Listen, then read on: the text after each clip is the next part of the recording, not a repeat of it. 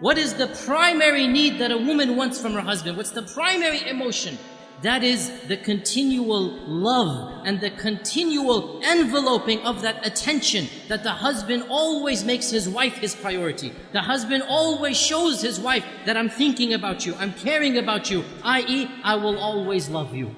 To feel that love, to feel cherishment, they need to be constantly reassured that their husbands love them, that their husbands always take them as number one, always.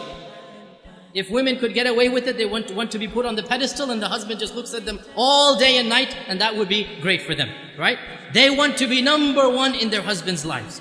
So they want constant reassurance that the husband always loves them. Now, brothers, listen to this. Wives, do not take your love for granted. You take your wives' loves for granted. You don't need your wife to constantly reassure you that you love me, you love me. No, you take it for granted. The fact that she's still living with you shows you she loves you. Well, it doesn't work the other way around. It does not work the other way around. A woman is always double guessing. Does he still love me? Does he still think about me? Does he still care about me? Does he still put me number one? And therefore, a woman has to have constant reassurance. And not only this, but another issue that men need to be sensitive to and understand. Women are very conscious of their looks, and they're comparing their looks with other women all the time. We guys don't do that.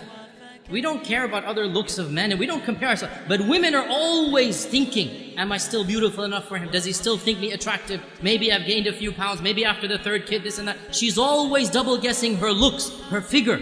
And so the husband always has to make her feel the most beautiful, the most cherished, the most loved, the most admired. Though she always wants these reassurances. How does he do this? I'll just point out a number of them. Number one, words, words, words. Never underestimate the power of speech. Simply saying, I love you.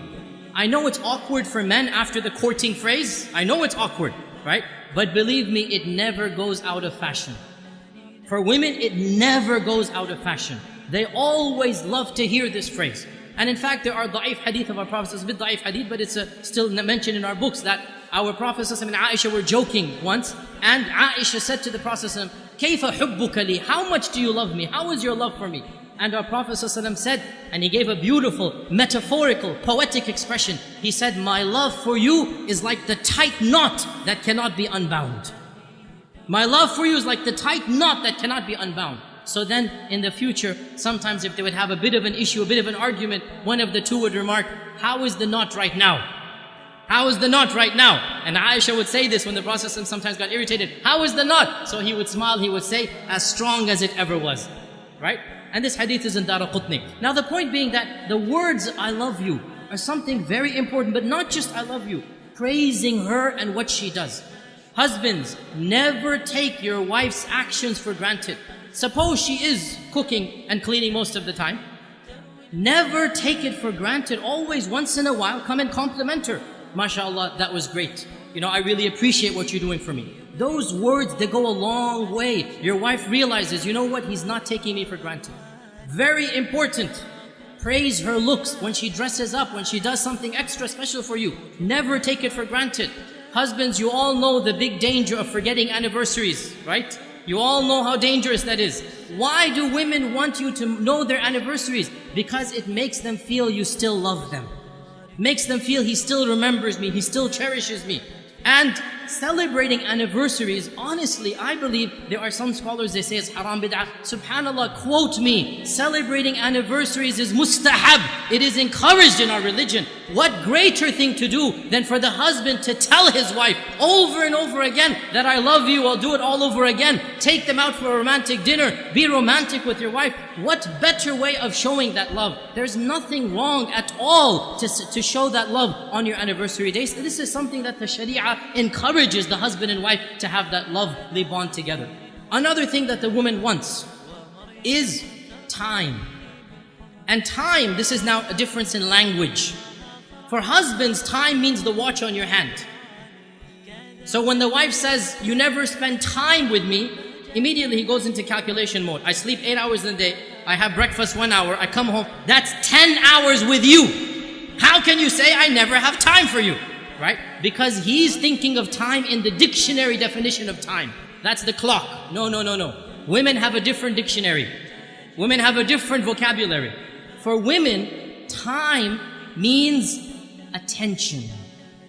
Undivided quality attention.